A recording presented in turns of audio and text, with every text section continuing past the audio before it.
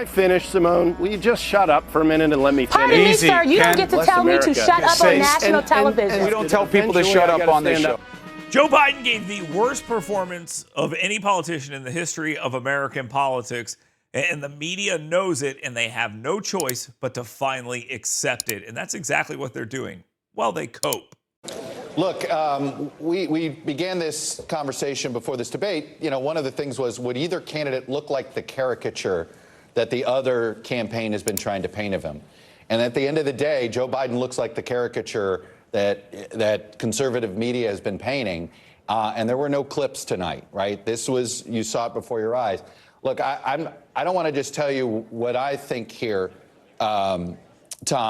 I've been talking to a lot of leaders in the Democratic Party, electeds, coalition leaders. There's a full-on panic about this performance. Not like, oh, this is recoverable. It is more of a, okay, he's got to step aside. There's a lot of that chatter.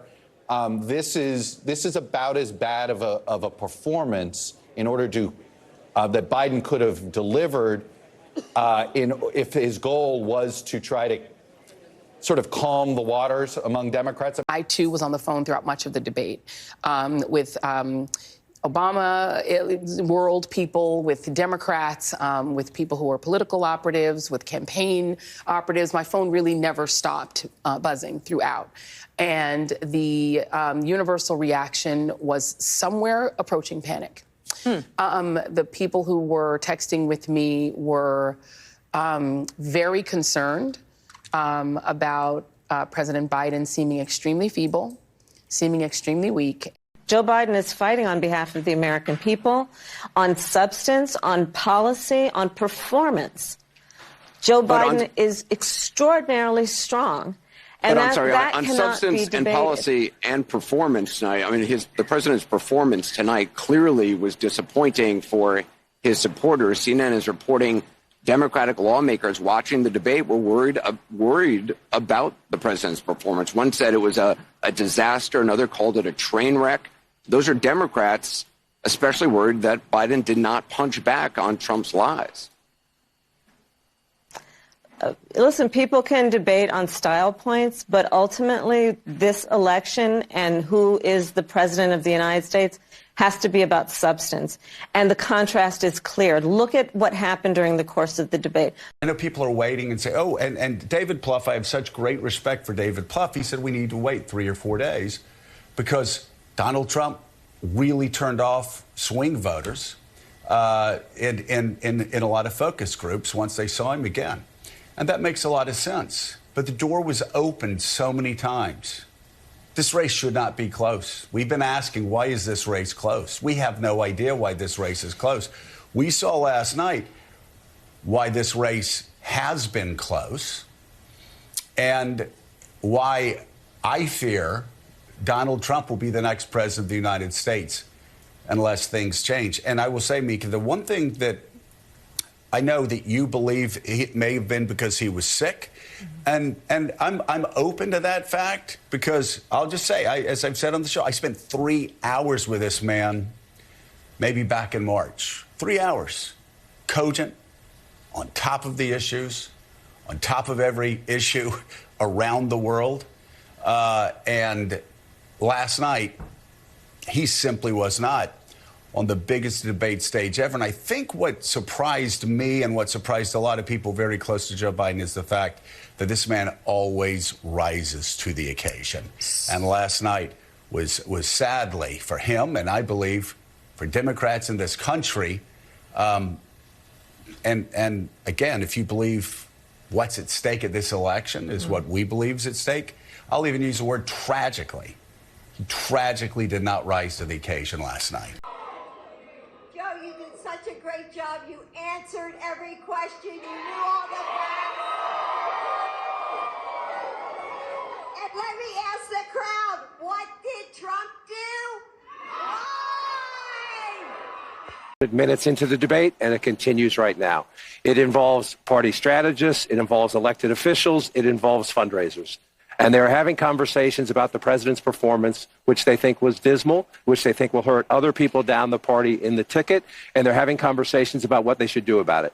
Some of those conversations include, should we go to the White House and ask the president to step aside? Other of the conversations are about, should prominent Democrats go public with that call? Because they feel this debate was so terrible. I just want to speak from my heart. I love that guy. That's a good man. He loves his country. He's doing the best that he can. But he had a test to meet tonight to restore confidence of the country and of the base, and he failed to do that. And I think there's a lot of people who are going to want to see him consider taking a different course now. We're still far from our convention, and there is time for this party to figure out a different way forward if he will allow us to do that. But that was not what we needed from Joe Biden, and it's personally painful for a lot of people. It's not just panic, it's pain of what we saw tonight. And the whole time the split screen is killing Biden. Because he's got his mouth open, he looks confused, doesn't know where he is. He's lost his train of thought at least twice in like disastrous shape. Those are gonna be played 1 billion times in viral video after viral video. This is an epic disaster. I see people online saying, well, okay, that answer wasn't so bad. No, it doesn't. Any particular answer doesn't matter at all. This thing is over. He looks like he's barely surviving. I don't mean the debate, I mean life.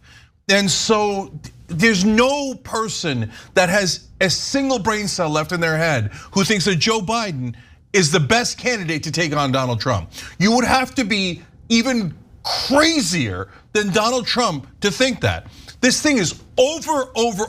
I'll guarantee you this. I would bet show me a Democratic politician and I will bet them any amount of money that Joe Biden's going to lose this election if he's the candidate. It's a guaranteed loss.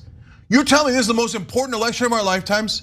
You're telling me that democracy's on the line and you're gonna put on a guy who can't even talk, who can't even sit there and look normal. This thing's a bloodbath. He's gonna get annihilated. That is, okay, now the Democrats have to decide. Are they happy to lose? Are they willing to lose? Because this is a guaranteed loss. This is so much worse than my worst nightmares of what it could be like in every way. The visual stuff is obvious. The staring off, the looking down, it looks terrible. His voice is so utterly weak and feeble.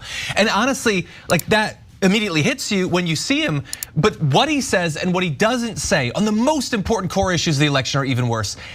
Trump won on abortion in the debate. Trump comes out of the January 6th stuff looking fine. He comes out of the criminal conviction stuff looking fine. Joe Biden looks worse on democracy after that. He looks worse on criminality after that.